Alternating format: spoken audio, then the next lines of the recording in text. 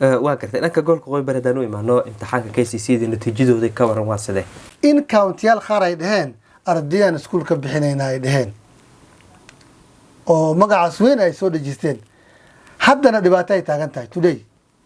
Assalaamu calaykum waraxmatullaahi tacaala wabarakaatuh. wax wacan wanaagsan ee dhegeysta leeyahay meel walba aad joogtaan iyo si walba aad ii maqashaan halkan waa idaacadda Iftiin Family kumada mawjadaha FM-ka digitalka iyo waliba bogga internetka ee idaacadda si toos ah ugu dhegeysaneysaan. waxaan ahay Suleymaan Shariif Baale Salaam Bukhari waxaa inoo bilaabmaya barnaamijkii xiisaha badnaa ee hodhi xubinta xaaladda dalka oo aan kaga hadli doono natiijadii imtixaanaadka KCSE 2023 isniintii la shaaciyay arrimo ku saabsan waxbarashada gobolka Qoybar iyo isbedel wasaaradda waxbarashada ku sameysay manhajkii xirfadda ku saleysanaa gaar ahaan maadooyinka iskuulada laga dhigo iyo casharada ardada ay qaataan guud ahaan arrimaha waxbarashada gobolka Qoybar waa xaaladda waxbarashada gobolka Qoybar ayaan wax yar ka taaban doonaa muddo 30 daqiiqo kale ayaan haysanaa oo dhammaan inta aan ku sheegay ay tahay inaan ku soo koobno ama aan uga hadalno. barnaamijkan waxaa marti inoogu ah Dr. Cabdisalaan Aadan oo ah khabiir arrimaha waxbarashada marar fara badan barnaamijyo kala duwan arrimaha waxbarashada nagala qayb qaatay ugu horeyn iyo ogolaada inaan ku soo dhaweeyo studio-ga idaacadda. Dr. Cabdisalaan inoo soo dhawow subax wanaagsan baan ku leeyahay. subax wanaagsan oo wacan iyo sanad cusuban oo 2024 si fiican iyo waxaan leenahay maalin kale oo aad u fiican oo wanaagsan insha Allah. ما شاء الله أديك وحيرة كفتنا قبل لعبة ما أنت ولا بسنتهاي ماشي وده بيزاي دائما دتك عواصم تجوي وين تستاهل واقرتي مركوا اسكو نورمال روتين وين وعصم معها واقرتي أدب ما سنتهاي هدان قبلونه امتحان KCSE لو صدق لا تكلقات نتيجة سي سنين تي أيام الشاعية كود هره ugu horeyn farcilintaada ku saabsan natiijadii iyo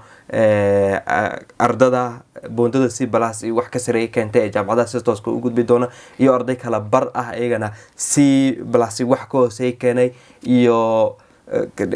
nidaam cusub oo ardada grade loo siinayay arrimaha soo idil hadii aad barnaamijka noogu bilowdo adigoo noo soo koobaya. Suleymaan waa maasan tahay tal ko ugu horeyn turta wax weyn isbedel ma jiraan natiijadii sidii hore baa loo soo bandhigay xogo waxaad moodaa in dadka yani iimaankooda hoos u dhaco marka la fiiriyo yani iimaanka ay aaminsan yihiin neck shaqada ay qabanayso concern fara badan ayaa jira iyadoo aan ognahay in KCPE resultigiisa soo bishii 12 nafta su'aalo badan laga soo jeediyay haddana isla meeshan ku laaban haddana oo ku saabsan يعني kalsoonida shacabka iyo kalsoonida ay ku qabaan inay hoos u sii socoto iyo in mar walibana wax la sheegayihiin systemka filgarowe iyo saas ay wax u dhaceen taas waa concern weyn waxaan u maleynayaa in always lagu dadaalo maadaama arinta KCSE-gu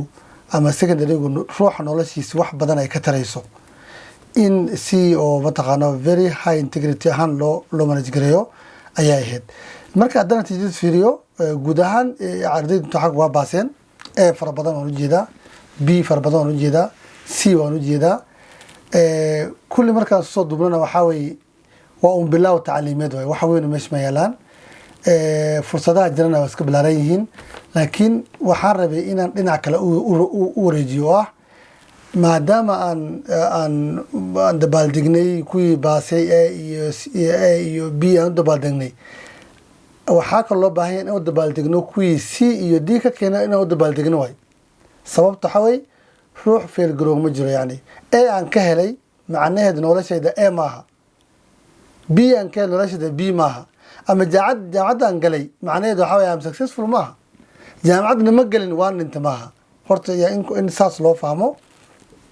waxaan u maleynayaa wasaaraddu guud ahaan waa dadaashay laakiin gaab fara badan ayaa jira oo u baahan explanation fara badan u baahan كل analysis وصوب حدونا ملك الصلوص من دون لكن سؤال بدن أيها تاجن إن ده فر بدن أي B هلن يكو قصامري نتيجة داسي ملك practice يعني شتين قصامري كو فر بدن وحق لها إن أي هلنا ما دام أيسن شتين سمينين أي C D هلن كل مركو حربتا إن سيفي عن لو إيجو إن ده فر بدن ما أنت أي هايستو أما B هايستو دي جامعة لك ينا عريان كو فر بدن وسي هايستان مركو جعل لك ينا دي perform كوي A هايست أي كسيفي عين مركو حيكينيسا the whole process integrity qaabku wax loo grading garanayo iyo cheatingka iyo malpractice imtixaan ka dhacdhacay in si adag loo ilaaliyo waxaana ku faraxsanahay inaan CBC u guurnay taasoo naga fududeyn doonto dhibaatooyinka danaasto iyo qaabka mediaga ay wax u tabinayaan nafteed waa in la fiiriyaa leano waxaad moodaa in media naftiisu uu sameynayo wax la dhahaa exploitation uu sameynayo oo iskuulo gaar ay soo qaadanayaan community gaar ay soo qaadanayaan ay show sameynayaan taas marka waxay keenaysaa niyadjab waxay keenaysaa dad waalidiin oo ardaydooda iskuul akhristeen lacag badan ku bixiyey imtixaankii ay xaq u lahayna ay waayeen caruur fara badanna maanta niyadjab lagu sameeyey taas marka in laga fikiro la dhaho imtixaan la sheegi doono ma jiraba imtixaanka nin walba system ka tago sidii jaamacada botolka ka fiirsado haddaad kees qabdana keeskaad marka saas ku weyd in xag loo guro oo la-aan ka baxno imtixaan laga hadlaya inaysan jirin wasiirka wasaaradda waxbarashada dalka Ezekiel Machogu markuu natiijada uu shaacinayay wuxuu sheegay imtixaankan KCC-da intuu socday wax qash ah oo fakaday ardada ay heleen malahan ayuu yiri taa ka waran look أنا كد وزيرك بينه شيء ما ديك الرماية موتاي لكن وحن كهلنا موتاي experience كان لنا هاي iyo waxyaabii soo hormaray aan soo aragnay imtixaan dhacay oo chitin jirin ma jiro sax imtixaan dhacay KCP waxa la dhahay 8 ruux imtixaan loo qabtaa la dhahay hadii laakiin si dhab arintaas loo gali lahaa kumaan kun arday la helay imtixaanka chitin ku sameeyay sababtu waxa weeye waxaad arkaysaa dad fara badan oo ka yimaadeen meel fog oo xataa yani abaar iyo فلود iyo حتى markii imtixaanku socday biyo ay socdeen ayaa maanta lagu leeyahay kulli waxay wada heleen waa gartay dhankayo aanu imaan gobolka qoy bari basic marka waxa way imtixaan la qashin ma jiro lama dhigi karo laakiin ruuxa xaqiiqadu uu qarin kara isagoo ka duulayo maslaxadiisa iyo maslaxada wadanka inuu ilaalinayo dhigi karo ma dhigi karo isaga sitting wada leeno waxay kale saaxiib ayuu keenaysaa laakiin haddii si fiican loo baaro baaritaan lagu sameeyo waad ogeyd baaritaan badan lagu sameeyo markii dadka Northern Kenya ay daateen maas waxaa la soo ogaaday imtixaan qaar in la saxin baata warqado qaar la saxin warqado qaar la iska sii grade la iska sii iyo imtixaanka naftiisa shaki waxaa abuuraya in a certain region from laga soo bilaabo markii la bilaabay KCP ilaa اليوم ay lead gareeyaan waa a certain region in Kenya ay iyakuna noqdaan A iyakuna noqdaan B marka waxay abuuraysaa shaki ah waxaan ma imtixaan baa la saxaa mis magaca la saxaa mis region baa la saxaa even we don't know dadka dhan waa yaabayiin marka masalada hajitin ma jirto wasiirku dhahay kulli 100% uma qaadanayno waxay subject u tahay in la baaro in la soo baaro independence loo soo baaro taas ay ku xiranta laakiin jitin automatically wuu dhacay marka process badan dhacay waan ogeyn in intaasoo Facebook intaasoo dad la soo xareeyay still ay shaqeynayaan waa gartay dhanka gobolka qoy bari hadaan u imaano imtixaanka KCC-da natiijadooda ka waran waa sidee sanadkan aad ay u fiican yihiin kulli gudaha uma seegalay markaad fiiriso aad ay u fiican yihiin waa dadaaleen inkastoo anuguna ay challenges ay jiraan oo markii horena abaar ay socotay kadibna bidadada ay dhaceen iyo arinta ku saabsan yani gurguritaanka naftiisa dhib u keenay laakiin aad ay u fiicnaayeen laakiin waxaa weli tahay dadka A iyo B wada helay ma iyaka keensaday mis chitin ay ku yimaadeen dadkii C iyo D helay ma waxay ku waayeen inay wax qorin miyaa mis iyaga naftooda chitinka ay waayeen taasna waxay rabtaa in la baaro oo in la soo baaro waxaa kaloo jira in cunug inta ka hor uu helay A marka nin fiican oo iska wana khiyaar oo dhayno ninka maadaama uu helay anaa iskuulka bixin oo medicine cunugii markii medicine-kii la diyaar garay uu imaad adeer wax sameynaysaa ani meeshaas uma socdo de maxaa jira waay maba karaayo meeshaas yani resultigan un baa rabay wax inaa helo si aan ku helayn anun baa og taas marka waxay keenaysaa ceeb arday fara badan oo aad dhiganaysaa KMTC oo KMTC iyo Nairobi University iyo jaamacado fara badan ku jiro ayaa hadda la soo fiijiraba dadku waxay ogeen oo A iyo B ku imaaday marka xagta keena waxay la qabsan waayay taasna waxay keenaysaa image xun ay keenaysaa in la yaso in dad ay A ku imaadaan markii iskuul la imaadaan ay keeni waayaan in dad ay A ku imaadaan jaamacad 10 sano ay ku qaataan waxay keenaysaa image xun ay keenaysaa in la yasay keenaysaa marka waxaan rabnaa in arinta yani qishka multi-practice wadankeena laga mamnuuco guud ahaan Kenya laga mamnuuco gaar ahaan Northern Kenya laga mamnuuco dadka nin walbana uu ku imaado xaqiiq ahaan wuxuu u helay uu ku imaado aan la tacaamulo ruuxa natiijadan adimiya ha ani way 100% ani way aan la tacaamulo haddii saasaan sameyno dad fara badan ayaa professional fara badan noo gali karo noloshoodana wax ka bedeli karo imagekeenana ilaalin kara laakiin haddii lagu barto dad fara badan ay jaamacad galaan sanad kasta ay imtixaan ka dhacaan la fiijiyo hadhow waxaan sabid u noqon doonaa in imtixaano kalena loo soo saaro la dhaho nin walba nootan Kenya ka yimaado imtixaan gooyan laga qaada saasna marka dad fara badan oo xaq u lahaan lahaa la celiyo ayaa dhici doonta waa gartay haddaan ku qiimeyno natiijada ay wasaaradda waxbarashada ay soo saartay ama neek ay soo saareen qof walba wuxuu helay aan dhahana waa wuxuu u qalmay uu helay gobolka Waqooyi Bari markaad eegto marka dhanka waxbarashada sanadihii hore iyo sanadkan haddaad isu barbar dhigto laba san la soo dhaafay ilaa sanadkan aad ay fiican yihiin progress fiican baa jira leena waxaan arkaynaa in dad fara badan ay jaamacad galayaan aan u jeednaa inkastoo C iyo D na ay badan yihiin laakiin gunnan baa ayaa waxay usii gudbayaan jaamacadaha usii gudbayaan taasna waxaa keenaya xoogahoo dadka naftooda wacyigooda kor u kacay in dad fara badan ay dadaalayaan iskuullada joogo iskuulle private oo fara badan oo la furay oo naftooda door ka qaatay inay kor u qaadaan capacity-ga iyo dadka primary ka soo baxay secondary gara oo aad wax u bartay oo iskuulle private soo maray ama public soo maray kulli marka waxay ku siinaysaa in natiijada ay kor u sii kacdo laakiin weli ma gaarin heer aan dhahno imtixaankan dhacay natiijadii la helin nin walba wuxuu rabo ayuu helay ma gaarin weli waxaan u baahanahay inaan ka shaqeyno community aan ka shaqeyno dowladana ay ka shaqeyso in cheating laga dhigo 0.000 point laga dhigo sababta waxa way nin waliba marka la tacaamulana wuxuu helo ruuxan qiimo yeelanaya hatta confidence kiisa kor u kaca yani ruux wax soo xaday markuu magaalo socdo muxuu dareemayaa inuu wixii soo xaday ay ka dhax qaylinayaan marka ninkii laakiin wixii xaqiiqadu soo helay uu keensado confidence ayuu leeyahay tacliintana sideedaba waxaa laga shaqeeyaa confidence wax la ruux in la dhiso kalsoonidiisa la dhiso is aamino markuu meel fadhiistana Suleymaan leh Suleymaan kalama tacaamulay Cabdisalaan waa Cabdisalaan taasna marka waxay ka leedahay muhiimada in dadkeena confidence ay leeyihiin bari markay siyaasad soo galaana ay confidence ay leeyihiin oo dadka hortooda ku hadli karaan waxay rabaan sheegan karaan waxay rabin ay diidi karaan hadda waxaad arkaysaa dad fara badan oo meelo waaweyn joogo oo sheegan kari waxay rabaan diidi karin waxay taas marka waxaa keena confidence laana keeni in dad fara badan oo maanta noo hadli lahaa hadlinba la waayo maxaa keenay lack of confidence laga yaab inay naftooda ay kusoo mareen saasun laga yaab inay soo mareen si fiican laakiin confidence laga rabay in la dhiso aysan dhisin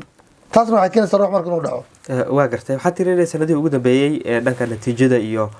natiijada imtixaanaadka gobolka Waqooyi Bari inay soo wanaagsanaanayso arday fara badan jaamacadaha ay u gudbayaan ama buundooyinka laga rabo qofka jaamacadda inuu ku galo ay helayaan marka waa guul iyo horumar maxaa loo aaneyn karaa iyadoo aan ognahay gobolka dhibaato dhanka macallin yari ay ka jirto sidoo kalena agabyada kale ee waxbarashada loogu talagalay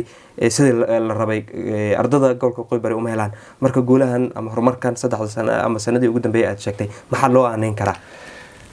ugu horeyntii waxaa loo aaneyn karaa in community naftooda ay israqaameen oo iskuulaadkii naftooda environmentka la qurxiyey dadkii iskuulada ka carari jiray naftooda baazaryaal iyo ay heleen مثلا lacag laga bixiyay haddii cunug lacag laga bixinayo iskuulka ma aaday maalinkaas uu gambina taas waxaa keentay dadka inay iskuulka aadaan oo wax dhigtaan waxaa kaloo keenay inay arrintaas ay saas usii kobcodo waxaa keenay wacyiga kor u kacay in dadka ay fadhiistaan oo wax akhristaan oo aysan jitin iyo waxaas ay ku xisaabtamin taasna waxay keentay inay dadka kor usii kacaan macallimiinteena maxalliga oo shaqooyinkii dadkii oo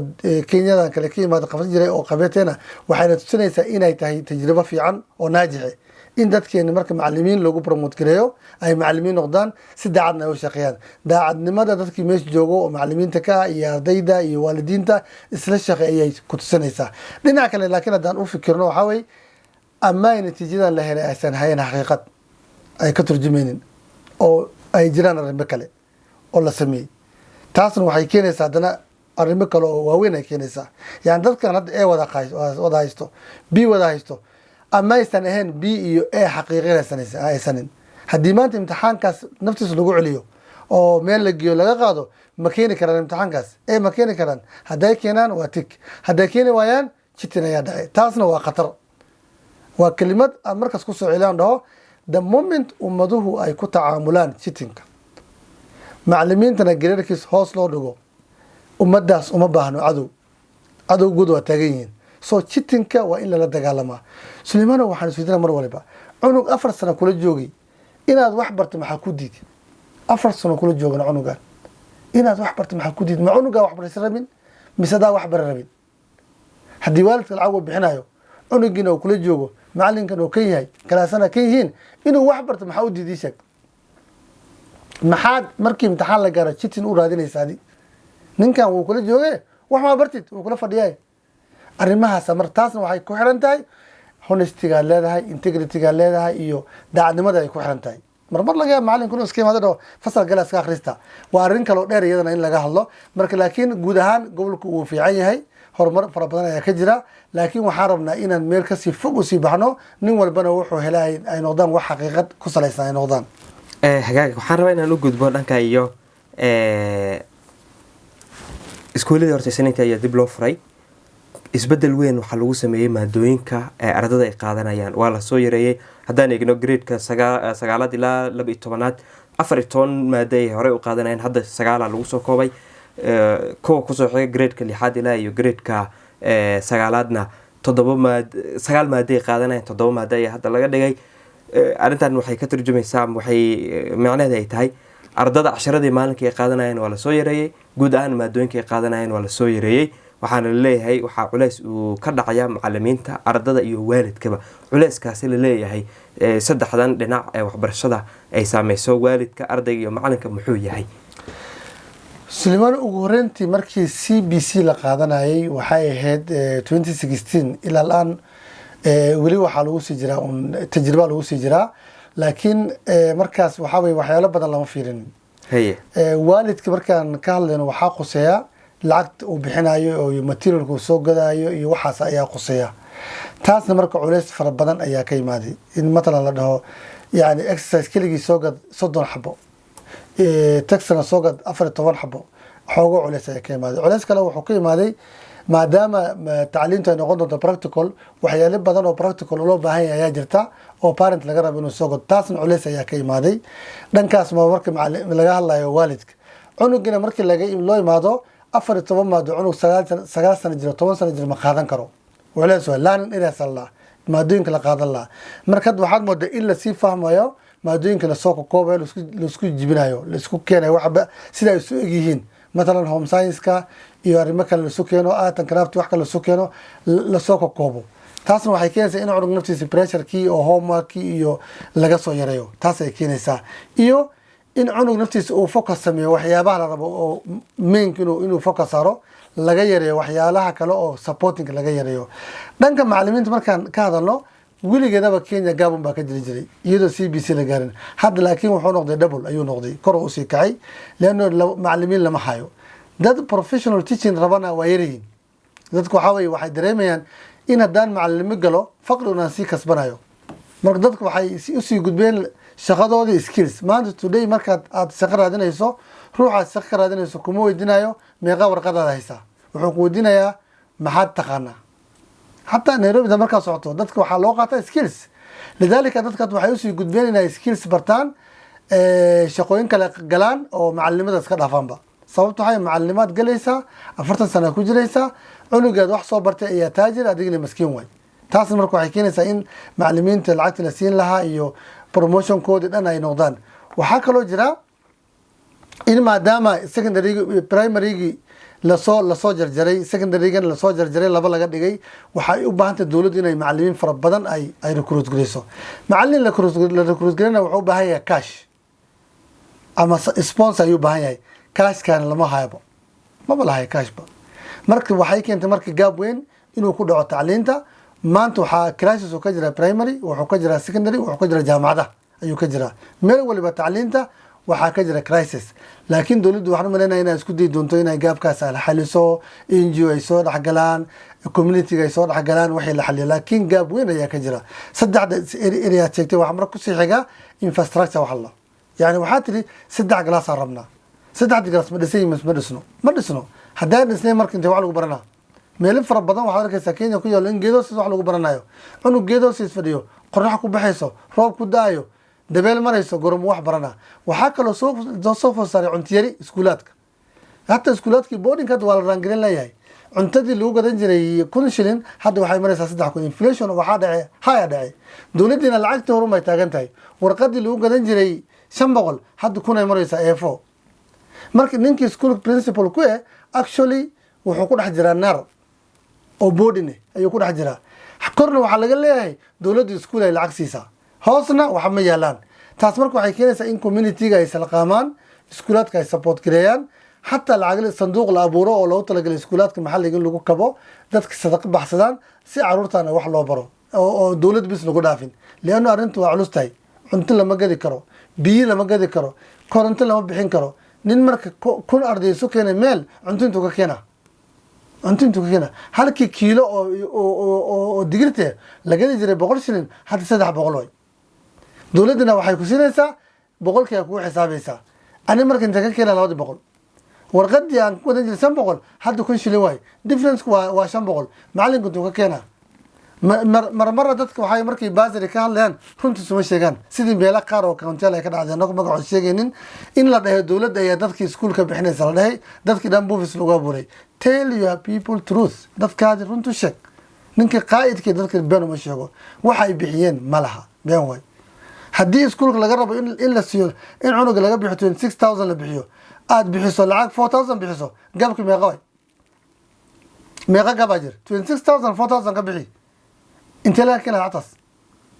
inta laga keenaa markii hore ay fiicneedba waalidiinta lacag baxsan jireen oo si toos wax loo wadi jiray hadda waxaa tiri been ay sheegtay waxaa tiri anaka bixinayn wixii lama bixinaysid macallinkii iyo parentkaas kor keenaysa macallinkii iyo cunugaas kor keenaysa taasna waxay keenaysaa marka in khalkhal uu ku dhaco systemka tacliimta waa gartay arkaasi wax yar baan qaybta dambaan carabka ku ballaarin doonaa isla maadooyinkan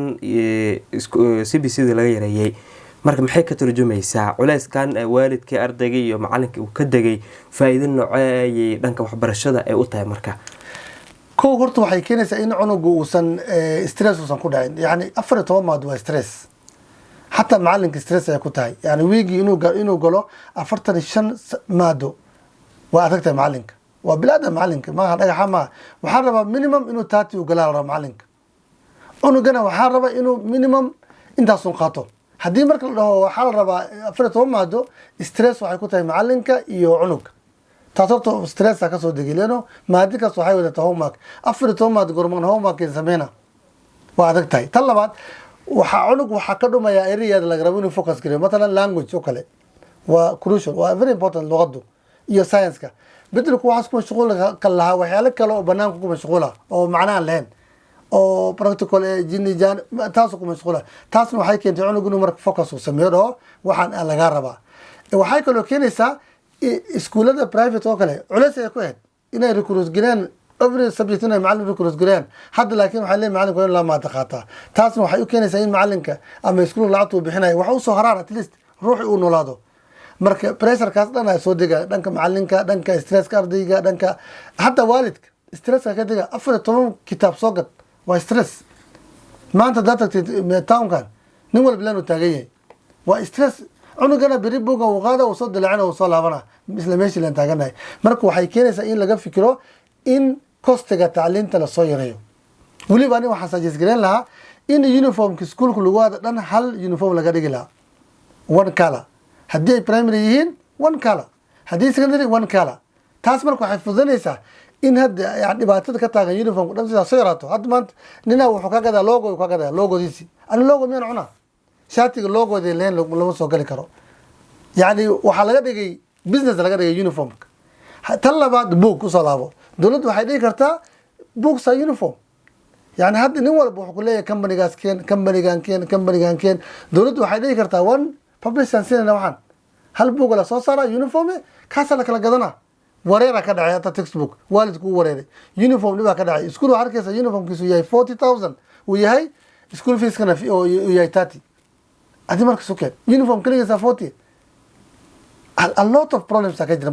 markii laga hadlayo maadooyinka markii laga hadlayo yani dhibaato waxa adima dareemaysid only waxa dareemi kara ruux cunug iskuul geysanay هذه واحد من أنا عوام كلها كفتة معونه مجلس ما يولي شقاق قوتال صاحبه wadada ku soo jiraan شقاق قوتال شقاق بدنا قوتال aanu imaada dhanka iyo baasariga hadda aad soo hadal qaaday horta dhinaca xildhibaanada dawladda ayay waxay leeyihiin lacagihii baasariga ma soo sii deynin ugu yaraan 3 bilood ee la soo dhaafay saaka ugu dambeysay waxay leeyihiin waxaan xilka ka qaadayna wasiirka wasaaradda maaliyadda dalka dhinaca kalena baasariga ardada loogu talagalay qoysaska saboolka ka soo jeeda sida la rabo ugama faa'iideystaan ama uma helaan dadan baasariga aan u baahnayn ayaa hela la siiya marka arrimahan isdabamarinta dhanka baasariga ka dhaca haddaad wax yar aad nooga taabato سيبانو دور بازاري جرتا بازاري أنا واحد دتك وحقوقه فلان CDF بس صح لكن بازاري وحاجرة أو national government بازاري كله وحاجرة أو county government